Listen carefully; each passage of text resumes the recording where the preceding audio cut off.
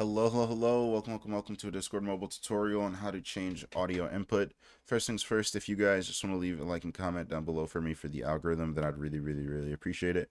And the next thing that you're going to want to go ahead and do is make sure you join a call like so. And then from here, in the top corner next to the little friend symbol, you'll see a speaker symbol. When you click this, you'll see that it turns your phone from your little ear speaker to your speaker. So now it changes the audio input. So now I'll be able to talk from farther away from my phone, and then so on and so forth. If you want to change the input as far as like maybe plugging in a mic to your phone or anything like that, it should just do it automatically.